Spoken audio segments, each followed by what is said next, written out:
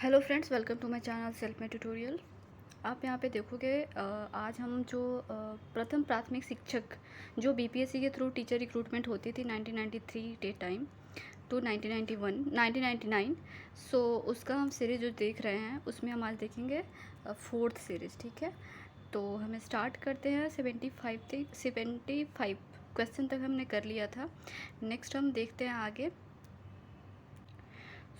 आप यहाँ पे देख रहे हो 76 क्वेश्चन जो है, प्रथम पंचवर्षीय योजना में अर्थव्यवस्था के किस क्षेत्र पर बल दिया गया था। तो आप वेल अवेयर होगे कृषि। ठीक है, सन 1991 की जनगणना के अनुसार भारत की जनसंख्या थी, तो इससे हमारा कोई मतलब रह नहीं जाता है, ये करंट अफेयर्स है। तो आपको देखना है 2011 के अनुसार जो है भारत की जनसंख्या कितनी है।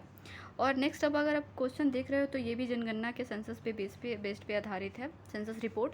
तो आप यहाँ पे देखोगे कि 1991 की जनगणना के अनुसार भारत में मृत्यु दर क्या थी। तो भारत में मृत्यु दर देखना था, तो उस टाइम आप यहाँ पे देख सकते हो, कंपेयर करनी फॉर नॉलेज सेक।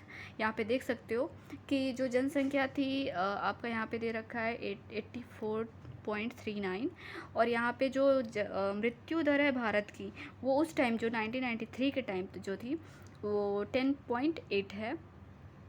तो आप अभी कमेंट भी कर सकते हैं आप 2011 में क्या है, यहाँ पे आप कंपेयर करके देख भी सकते हो। ठीक है, सो नेक्स्ट हम चलते हैं, भारत में कुल कितने क्षेत्र पर वन है। ये भी एक करंट अफेयर्स है, बट ऑलमोस्ट आप जान लो कि ये जो इसका आंसर होगा डी होगा। 700 लाख हेक्टेयर में वन है, लेकिन अभी जो होगा इसका क्षेत्र जो होगा विस्तार हुआ होगा, बहुत सारे स्कीम्स लाए जा रहे हैं, और वनों की देखरेख के लिए बहुत सारे योजनाएं लाई जा रही है। तो यहाँ पे आप देख सकते हो कि आपको देखने को मिलेगा कि जो उन वन क्षेत्र है उसका जो क्षेत्र है उसमें बढ़ोतरी हुई होगी। ठीक है, नेक्स्ट है 80 क्वेश्चन जो आप देखोगे, योजना आयोग का प्रधान अध्यक्ष कौन होता है। तो ये आपको पता ही होगा, योजना आयोग हालांकि अब वित्त आयोग, उसे वित्त आयोग के नाम से जाना जाता है, वित्त आयोग या नीति आयोग के नाम से जाना जाता है, और उसका जो होता है अध्यक्ष वो प्रधानमंत्री होता है। ठीक है, नेक्स्ट होगा, भारत के वर्तमान उपराष्ट्रपति कौन है। तो ये आप हमें कमेंट करके बताओगे क्या कौन है। ये करंट अफेयर्स है, तो आप देख भी सकते हो, और आपको आपके संज्ञान में आ भी जाएगा। ठीक है, तो आप देख लो, ये उस टाइम जो करंट अफेयर्स है, आप देख रहे हो कि किस टाइप का करंट अफेयर्स पूछ रहा है। सेंसस रिपोर्ट से पूछ रहा है, जो 2011 के बेस्ट पे हम लोग का मतलब आप लोग का जो क्वेश्चन आएगा टीचर जो वैकेंसी आ रही है उसके एग्ज़ाम में। और यहाँ पे राष्ट्रपति उपराष्ट्रपति भी पूछा जा रहा है। और लास्ट टाइम हमने देखा था कि अदर कंट्री, फॉरेन कंट्री के भी प्रधानमंत्री वगैरह का पूछ रहा है कि कौन है। ठीक है, नेक्स्ट हम देखते हैं यहाँ पे 82। ठीक है, यहाँ पे दे रखा है, संविधान के 42वें संशोधन में किस विषय को राज्य सूची में से समवर्ती सूची में हस्तांतरित किया गया। तो वो था शिक्षा, क्योंकि शिक्षा एक राज्य स्तर का कार्य नहीं है और ना ही एक केंद्रीय स्तर का काम है। यहाँ पे दोनों राजकीय और क्षेत्रीय केंद्रीय स्तर पे दोनों मिलके काम करते हैं यहाँ पे, क्योंकि शिक्षा जो है एक क्षेत्रीय, जब हम किसी दूर रिमोट एरिया में पढ़ाते हैं तो वहाँ का भी हमें ध्यान रखना पड़ता है, और केंद्रीय स्तर पर है तो हो सकता है राज्य स्तर पे वो पूरी की तरह से जो बच्चों की अपॉर्चुनिटी दी जाती है, बहुत सारे स्कीम्स लाए जाते हैं, जो आरटीआई आया है तो उसके जो प्रावधान है उसको फुलफ़िल ना कर सके राज्य स्तर पे सिर्फ राज्य सरकार, तो इसके लिए केंद्र सरकार भी उसमें हिस्सेदारी निभाता है अपना। ठीक है, ये आया था 42 अमेंडमेंट के अनुसार। इसका डेट जो था वो आपका 1972 आई थिंक, या आप मैं मिस कर रही हूँ, एक बार आप देख लोगे। नेक्स्ट क्वेश्चन है, राज्य का उच्चतम विधि अधिकारी कौन होता है। तो राज्य का उच्चतम विधि अधिकारी, विधि से आप समझ रहे हो क्या बोल रहा है, विधि मतलब कानून होता है। ठीक है, तो ये होता है आपका राज्य का पूछ रहा है, यहाँ पे केंद्र का नहीं पूछ रहा है। ठीक है, केंद्र का जो होता है अटॉर्नी जनरल होता है, जो राष्ट्रपति के अधीन काम करता है, जो भी राष्ट्रपति के जो भी या राज्य की राष्ट्रीय स्तर पर जो भी केसेस वगैरह होते हैं वो देखता है, लेकिन राज्य स्तर पर होता है जो एडवोकेट जनरल होता है। ठीक है, नेक्स्ट हो जाएगा आपका 84, रिटर्निंग अधिकारी कौन होता है? तो इसका आंसर आपको देखने को मिलेगा यहाँ पे, हम देख लेते हैं। वह अधिकारी जो भूमि को दिए जाने के अस्वीकृत प्रार्थना पत्र वापस करता है, वह अधिकारी जिसे अपने मूल विभाग में वापस भेजा जाता है, वह अधिकारी जो राज्य विधानसभा सचिवालय का प्रधान होता है, वह अधिकारी जो किसी निर्वाचन क्षेत्र में चुनाव के लिए उत्तरदायी होता है और परिणाम की घोषणा करता है। तो इसका आंसर हो जाएगा डी, यानी कि रिटर्निंग अधिकारी का क्या मतलब होता है? वह अधिकारी जो किसी निर्वाचन क्षेत्र में चुनाव के लिए उत्तरदायी होता है और परिणाम की घोषणा करता है। ठीक है। नेक्स्ट जो है वो आपका हो जाएगा यहाँ पे, राज्यपाल नियुक्त किए जाने के लिए कम से कम कितनी आयु होनी चाहिए? तो ये आपको पता है या नहीं है, मैं आपको बता देती हूँ। राज्यपाल जो होता है राज्य स्तर पे, आप मान सकते हो कि राष्ट्रपति का जो ओहदा होता है वो राज्य स्तर पे राज्यपाल का होता है। तो इसका राज्यपाल नियुक्ति किए जाने के लिए जो उनकी कम से कम जो उम्र होनी चाहिए वो होती है 35 ईयर्स। और इसके बहुत सारे पैमाने होते हैं, जैसे उनके ऊपर कोई केस मुकदमा ना चल रहा हो, वो किसी और जॉब में कार्यरत ना हो, तो ये सारे ध्यान रखने होते हैं। ठीक है। नेक्स्ट है, राज्य का मुख्यमंत्री किसके प्रति उत्तरदायी होता है? तो वो होता है राज्यपाल के प्रति उत्तरदायी होता है। जो भी रिस्पॉन्सिबिलिटीज होती हैं वो उनको मतलब जो होता है ना कि एक प्रिंसिपल, जो एक टॉप टू डाउन और डाउन टू टॉप जो एक कम्युनिकेशन होता है, तो उसमें मुख्यमंत्री जो होता है वो राज्यपाल से बातें करते हैं, जैसे प्रधानमंत्री राष्ट्रपति के थ्रू। ठीक है। तो यहाँ पे इसका आंसर हो जाएगा ए। नेक्स्ट है, केंद्र सरकार में राज्य मंत्री की क्या स्थिति है?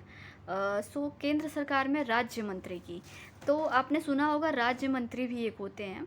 वह राज्यपाल द्वारा नामांकित व्यक्ति होता है, वह राज्य मंत्रिमंडल द्वारा नामांकित व्यक्ति होता है, वह राज्य सरकारों के हित की देखभाल करता है और वह केंद्र सरकार का ऐसा मंत्री होता है जो कि मंत्रिमंडल का सदस्य नहीं होता। जो यहाँ पे आप देख सकते हो, पूछा है कि केंद्र सरकार में राज्य मंत्री की क्या स्थिति है, तो वह केंद्र सरकार का ऐसा मंत्री होता है, केंद्र के अधीन रहता है, लेकिन वो मंत्रिमंडल का हिस्सा नहीं होता, वो उसका मेंबर नहीं होता। ठीक है। तो इसका आंसर हो जाएगा डी। निम्नलिखित में से कौन सा एक केंद्रीय विश्वविद्यालय है? आप यहाँ पे देख सकते हो डिफ़िकल्टी ऑफ लेवल क्वेश्चन का क्या है। आप देख सकते हो, ये आपका जो लिस्ट है आपको यूजीसी के वेबसाइट पे मिल जाएगा, कितने सेंट्रल यूनिवर्सिटी हैं, कितने स्टेट यूनिवर्सिटी हैं। आप वहाँ से देख सकते हो। तो इसमें जो है निम्नलिखित में से कौन सा एक केंद्रीय विश्वविद्यालय है? तो अलीगढ़ मुस्लिम विश्वविद्यालय जो है ये आपका केंद्रीय विश्वविद्यालय है। जब फर्स्ट में हमने देखा था कि इसकी स्थापना को जो सैयद मोहम्मद जो नाम करके है, तो उन्होंने इसकी स्थापना करी थी। ठीक है। तो वहाँ पे आप देख सकते हो, ये भी क्वेश्चन पूछ सकता है कि भारत में कुल कितने केंद्रीय विश्वविद्यालय हैं। ठीक है। या ये भी पूछ सकता है कि किस राज्य में कितने केंद्रीय विश्वविद्यालय हैं, या सबसे ज़्यादा केंद्रीय विश्वविद्यालय किस राज्य में हैं, या किस राज्य का ही पूछ सकता है कि किस राज्य में कितने कॉलेज या विश्वविद्यालय हैं। ठीक है। नेक्स्ट क्वेश्चन है, राज्य के उच्च न्यायालय के न्यायाधीशों की अवकाश प्राप्ति की आयु क्या होती है? तो उच्च न्यायालय की इसकी जो होती है 65 होती है। जैसे राष्ट्रपति या जो मेंबर्स होते हैं उनके अकॉर्डिंग ही 89 जो है 89 का, सॉरी इसका दे रखा है आपका आंसर जो है इसका 62 होगा। ठीक है। 65 नहीं, ये राष्ट्रपति का होता है। ठीक है। किसी राज्य में सामान्यतः किसके परामर्श पर राष्ट्रपति शासन लागू किया जाता है? ठीक है। तो अगर किसी राज्य में राष्ट्रपति शासन लागू करना है तो किसके सिफारिश पे होता है या किसके परामर्श पर होता है? तो इसका आंसर आपको हो जाएगा राज्यपाल, ठीक है, क्योंकि जब राज्यपाल के कंट्रोल में, जैसे हमने पढ़ा ना कि मुख्यमंत्री किसके प्रति उत्तरदायी होता है, तो राज्यपाल। अगर राज्यपाल को ऐसा लगता है कि मुख्यमंत्री जो रिस्पॉन्सिबिलिटी है उसके अगेंस्ट काम कर रहे हैं, या जो लॉ है, जो नियम है, उसके अकॉर्डिंग नहीं कर रहे हैं, तो वो राष्ट्रपति को संदेशा पहुंचा सकते हैं कि ये शासन जो यहाँ पे जो है सही ढंग से सुनिश्चित जो होना चाहिए वो नहीं, वैसे उस ढंग से कार्य नहीं हो रहा है, तो वहाँ पे राष्ट्रपति शासन लागू हो जाते हैं, और जो मंत्री परिषद या जो भी होता है वो टूट जाता है, ठीक है, विघटित हो जाता है।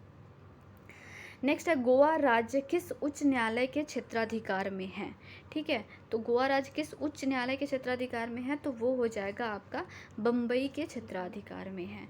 कौन सा प्रसिद्ध हिंदी कवि संसद का सदस्य था, तो इसका आंसर हो जाएगा सुमित्रा नंदन पंत, जो थे वो हिंदी कवि थे और संसद का सदस्य थे। तो आप जानते होंगे कि कुछ राष्ट्रपति के अधीन में होता है कि वो कुछ एक्टर्स को जो बहुत ही मैच्योर होते हैं उनको वो पार्लियामेंट का सदस्य बन या सो नेक्स्ट है जो सुमित्रा नंदन पंत, यस। नेक्स्ट है 93, letters from the father to the doctor किसने लिखा है, तो ये है जवाहरलाल नेहरू ने लिखा है। ये जो ये उनके ऑथर है, letters from the father to the doctor, ठीक है। नेक्स्ट है किस अमेरिकी राष्ट्रपति की दूसरी बार के चुनाव प्रयास में पराजय हुई, तो इसका हो जाएगा जॉर्ज बुश, ठीक है, इसका जो आंसर है वो हो जाएगा जॉर्ज बुश। नेक्स्ट है गुगली शब्द किस खेल के साथ संबंध रखता है, तो वो होता है क्रिकेट। क्रिकेट जो गुगली शब्द है वो क्रिकेट के साथ संबंधित है। ध्यानचंद का संबंध किस खेल से था, तो वो हो जाएगा आपका आंसर हॉकी से, ठीक है। माधवराव सिंधिया किस खेल के संगठन के प्रधान हैं, क्रिकेट के, तो ये आपका करंट अफेयर्स है। सो अभी आप देख सकते हो, और ये भी देख सकते हो कि ध्यानचंद पुरस्कार किसको मिला है, जो भी स्पोर्ट्स के पुरस्कार होते हैं वो आपको लिस्ट देख सकते हो किसको क्या क्या मिला है, और फिल्म फेयर अवार्ड्स वगैरह भी होते हैं वो देख सकते हो, क्योंकि आजकल बहुत ही क्वेश्चन बनाने वाले भी फिल्मी हो चुके हैं, वो भी देखने की कोशिश करते हैं बच्चों को कितना अवेयरनेस है, ठीक है, उनके बारे में क्या पता है या नहीं है। सो नेक्स्ट क्वेश्चन है, किस हिंदी चलचित्र का प्रथम विश्व प्रदर्शन जी टीवी पर हुआ था, किस हिंदी चलचित्र का प्रथम विश्व प्रदर्शन, सो ये हो जाएगा फिर तेरी कहानी याद आई, जो चलचित्र मूवी था वो हुआ था उसका, ठीक है। नेक्स्ट है आपका हिंदी धारावाहिक रामायण के निर्माता हैं कौन है, आपने देखा होगा और आपको बखूबी पता होगा, चलो फिर भी मैं बता देती हूँ। रामानंद सागर। जब रामायण स्टार्ट होता था तो आप देखते होंगे कि वो बूढ़े बूढ़े आदमी आपको मिलते होंगे, आपको दर्शन होता होगा। चलो नेक्स्ट है, कौन सा एक देश दक्षिण एशियाई क्षेत्र सहयोग संगठन का सदस्य नहीं है, तो यहाँ पे आप देख सकते हो कि जो अंतर्राष्ट्रीय संबंध हैं और जो भी सोसाइटी या संघ या जो ऑर्गेनाइजेशन बना हुआ है उससे भी क्वेश्चन पूछे जा रहे हैं, तो आप वो भी देख सकते हो। और यूनेस्को, जो यूएनओ के संगठन है, वो सारे आप देख सकते हो एक बार, और उसके जो अभी के फ़िलहाल के अध्यक्ष वगैरह हैं या जो भी पूछे जिस टाइप के क्वेश्चन उस टाइप में आते हैं तो वो आप देख सकते हो। और इसका आंसर हो जाएगा अफ़गानिस्तान, यानी कि कौन सा एक देश दक्षिण एशियाई क्षेत्र सहयोग संगठन का सदस्य नहीं था, तो वो है अफ़गानिस्तान। सो हमने यहाँ पे देख लिया 1993 का जो क्वेश्चन हुआ था बीपीएससी के थ्रू टीचर वैकेंसी का, जो टीचर रिक्रूटमेंट हो रही थी, तो उसका क्वेश्चन ये कंप्लीट होता है। नेक्स्ट हम मिलेंगे 1994 या जो भी नेक्स्ट होगा क्वेश्चन उसके अकॉर्डिंग। सो तब तक आप देखते रहिए और अपनी प्रिपरेशन करते रहिए, फिर मिलते हैं नेक्स्ट वीडियो में। Thank you so much, take care, bye bye, good night.